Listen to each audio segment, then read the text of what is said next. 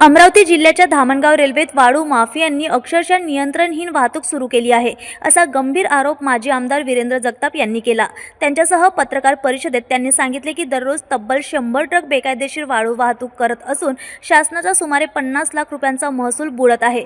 प्रशासन जाणूनबुजून दुर्लक्ष करत असल्याचेही त्यांनी ठळक केले। माजी आमदारांनी पालकमंत्र्यांकडे तातडीने कारवाई करण्याची मागणी केली आहे, कारण गावातील शेतकऱ्यांवर कठोर दंड आकारला जातो।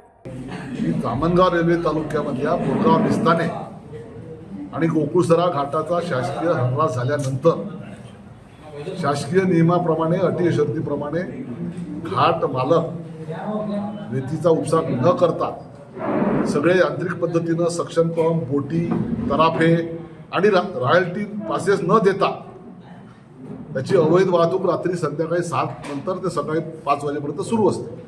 आणि महसूल प्रशासन, पोलीस प्रशासन गावातल्या एखाद्या लहानशा ट्रॅक्टरवाल्यानं रेती नेली घरकुलासाठी, मुरुम नेला घरातल्या अन्नात टाकायसाठी, तर 50,000 रुपये मुरुमवाल्याला दंड, स्वतःच्या शेतीतला मुरुम काढून दिला तर त्याला 50,000 रुपये दंड, ट्रॅक्टरची जप्ती, 1.5 लाख रुपये रेतीवाल्याला दंड, त्याच्या ट्रॅक्टरची जप्ती।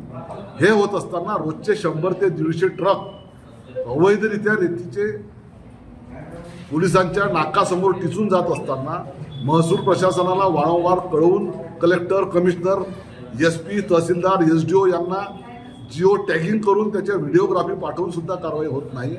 आणि म्हणून ही आजची पत्रकार परिषद आहे।